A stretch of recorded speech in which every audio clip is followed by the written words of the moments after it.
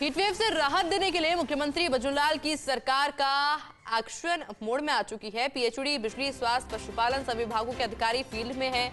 जयपुर से जिलों तक लगातार मॉनिटरिंग, शिकायतों के समाधान के लिए 24 घंटे कंट्रोल रूम आमजन को पर्याप्त हो रहे हैं। बिजली और पानी उपलब्ध करवाने को लेकर प्रयास किए जा रहे हैं। गर्मी और लू जनित बीमारियों से राहत दिलाने के लिए प्लान तैयार किए गए हैं और सभी संबंधित विभागों के अधिकारी कंटीजेंसी प्लान को अमल में लाने के लिए फील्ड में डटे हुए हैं। सीएम के निर्देश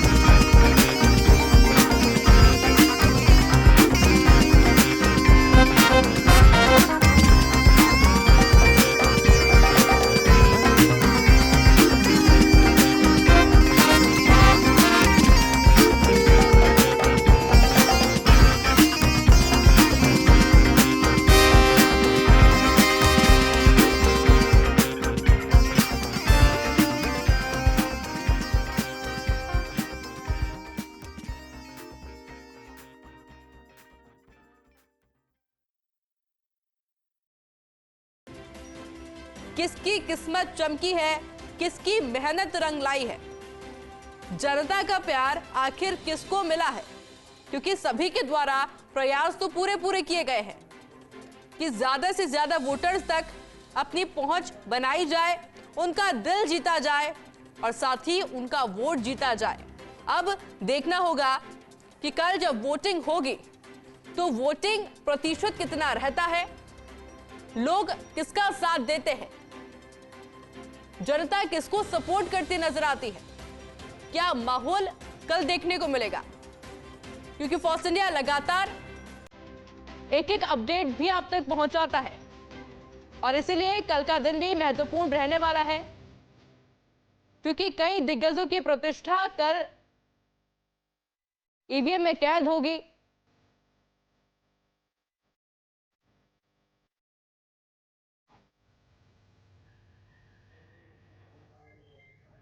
जयपुर के मानक चौक थाना पुलिस ने ऐसी गैंग का पर्दाफाश किया जो पुलिस अफसर बनकर ठगी की वारदातों को अंजाम देती है और इस गैंग का नाम है ईरानी गैंग। इसे जयपुर में खाकी के साथ आम लोगों की चैन की नींदें उड़ा रखी हैं। कभी पुलिस थाने का इंस्पेक्टर बनकर तो कभी सीबीआई अफसर बनकर ये गैंग लोगों का अपना शिकार बना रही है। लेकिन अब मानक चौक थाना पुलिस ने ईरानी गैंग के 4 बदमाशों को गिरफ्तार किया है।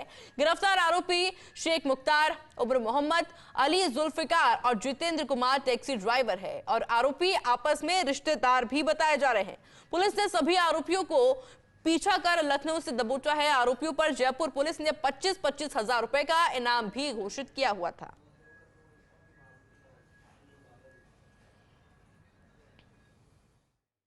ये बहुत बड़ी सफलता है और काफ़ी वारदात थी, तो ये एक सीरियस मुद्दा भी है। लेकिन इसमें हम ये कहना चाहेंगे कि अभी तक हमारी जितनी भी वारदातें हुई हैं वो सब हमारी खुल गई हैं और इसमें टीम ने काफ़ी मेहनत करके इनको हम लेकर आए हैं। और क्योंकि इनका मोडस ऑपरेंडी ये है कि इनको ये पूरा इलाका इनके ध्यान में रहता है, तो ये तुरंत अपनी गाड़ियों में आते हैं, खुद की टैक्सी में आते हैं, ये कहीं रुकते नहीं हैं, ये आते हैं, वारदात करते हैं और उसी समय वारदात करके निकल जाते हैं। जब तक दूसरा इंसान जो परिवादी है वो समझ पाता है कि मेरे साथ क्या हुआ है, वो पुलिस में आता है, पुलिस फुटेज खंगालती है या किसी तरह इन तक पहुंचने की कोशिश करती है, ये इलाका तब तक काफ़ी देर पहले छोड़ चुके होते हैं, क्योंकि ये पूरी प्लानिंग से आते हैं। कि ये सभी गैंग मेंबरों के खिलाफ 28 मुकदमे दर्ज हैं और इनका मे बी एरिया स्पेसिफिक होगा कि कुछ लोग जयपुर आते होंगे, कुछ लोग कहीं और जाते होंगे, क्योंकि हम इन्हें लखनऊ से पकड़ के लाए हैं और ये रायबरेली भी थे, ये प्रयागराज भी थे, तो ऑब्वियसली ये पूरी इंडिया घूम रहे हैं, तो ये वारदात करने की मंशा से ही घूम रहे हैं और ये इस तरह की वारदात करने में माहिर हैं। राजस्थान हाईकोर्ट को आवंटित 30 बीघा जमीन से जुड़ा ये पूरा प्रकरण है और उसमें 10 बीघा जमीन अन्य कार्यालयों की ओर से उपयोग करने का पूरा मामला है। हाईकोर्ट ने जनहित याचिका को निस्तारित किया और कोर्ट ने कहा है कि मामले को प्रशासनिक स्तर पर देखा जाएगा। चीफ जस्टिस MM श्रीवास्तव की खंडपीठ ने ये आदेश जारी किए हैं। हाईकोर्ट बार अध्यक्ष यानी कि प्रहलाद शर्मा ने दायर की थी जनहित याचिका।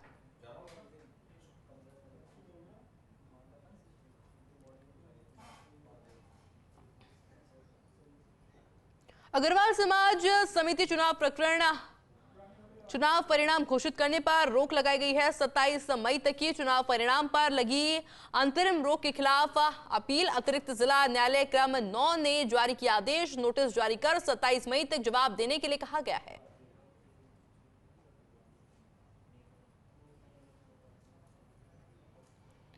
बिजोलिया तहसील के कासे गांव के आबादी क्षेत्र में एक पैंथर घुस गया है और पैंथर को देखकर ग्रामीणों में दहशत फैली हुई है। वन विभाग को सूचना दी गई और इस पर वनकर्मी प्रकाश शर्मा मौके पर पहुंचे और ग्रामीणों की मदद से पैंथर का रेस्क्यू करने लगे।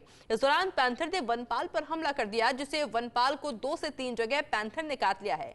वनपाल को भीलवाड़ा चिकित्सालय लाया गया है, वहीं पैंथर का रेस्क्यू कर पकड़ लिया गया है।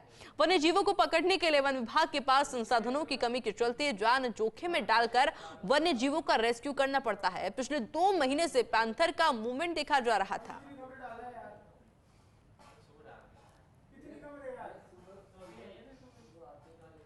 हिंगोनिया गौशाला में गायों की बदहाल स्थिति का मुद्दा उठाने के बाद जयपुर के दोनों निगमों के अधिकारियों ने अब गौशाला में दौड़ धूप तेज कर दी है। कल हेरिटेज नगर निगम के अधिकारी गौशाला पहुंचकर ग्रीन नेट का इंतजाम करने में जुटे, तो दूसरी ओर आज निगम ग्रेटर महापौर डॉक्टर सौम्या ने हिंगोनिया गौशाला पहुंचकर गायों की स्थिति का जायजा लिया। महापौर ने तपती धूप और हीट वेव में गायों के लिए छाया का इंतजाम नहीं होने पर नाराजगी भी जताई। मेयर ने गौशाला की देखभाल करने वाले श्री कृष्ण बलराम ट्रस्ट पर लापरवाही का आरोप लगाया। महापौर डॉक्टर सौम्या ने यहां पहुंचकर व्यवस्थाओं पर असंतोष भी जताया।